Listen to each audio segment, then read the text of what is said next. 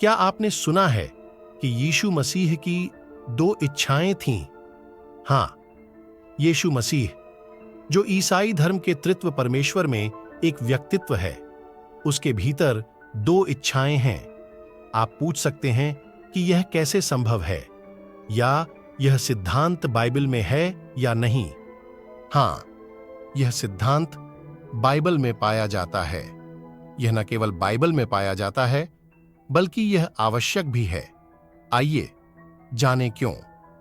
आइए सबसे पहले यह स्पष्ट करें कि यीशु के भीतर की दो इच्छाओं से हमारा क्या मतलब है। ये दो इच्छाएं यीशु के भीतर उनके अवतार के समय से मौजूद थीं, और ये दो इच्छाएं मानवीय इच्छा और दिव्य इच्छा हैं। यह सिद्धांत दो स्वभाव के बाद अगला तार्किक और तर्कसंगत कदम है, जिसे हमने अपने पिछले वीडियो में देखा था। लेकिन संक्षेप में बताएं तो सिद्धांत यह कहता है कि यीशु के भीतर दो स्वभाव हैं, एक दैवीय स्वभाव और एक मानवीय स्वभाव। ये दोनों इच्छाएं आपस में नहीं मिलती हैं और न ही यीशु को एक शरीर वाले दो अलग अलग व्यक्तियों में बदलती हैं, बल्कि इसके विपरीत सद्भाव और सहयोग के साथ काम करती हैं।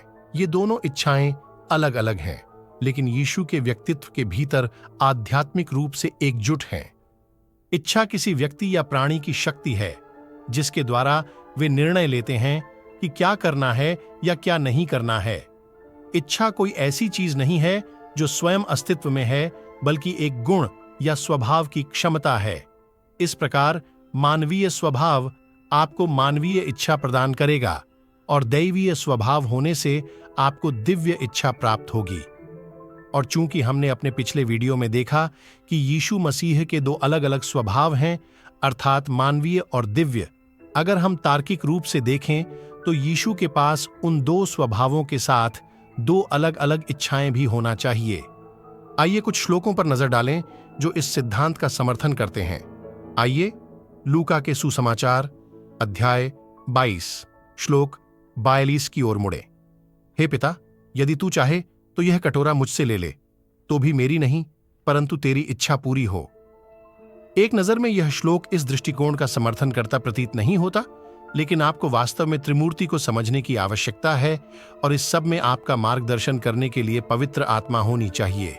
इसके लिए हम देखेंगे कि त्रित्व परमेश्वर की परिभाषा क्या है।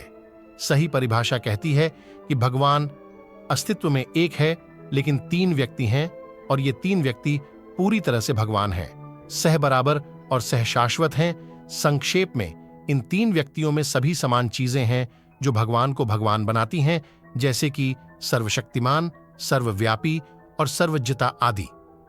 इसलिए त्रित्व परमेश्वर के तीन व्यक्तियों में से कोई भी एक दूसरे से नीचा या अधीनस्थ नहीं हो सकता, क्योंकि तीन देवता नहीं हैं, बल्कि एक ही ईश्वर है, इसलिए वे एक दूसरे के प्रति समर्पित नहीं हो सकते। और चूंकि हमने पहले देखा था कि इच्छा स्वभाव के गुणों में से एक है, इस प्रकार एक ईश्वर की एक इच्छा होती है। पिता, पुत्र और पवित्र आत्मा की तीन अलग अलग इच्छाएं नहीं होती हैं, परंतु वे इच्छा में भागीदार होते हैं। इसलिए जो पिता की इच्छा है वही पुत्र और पवित्र आत्मा की भी इच्छा है। और चूंकि एक ईश्वर में केवल एक ही इच्छा है, इसलिए अधीनता का कोई सवाल ही नहीं है।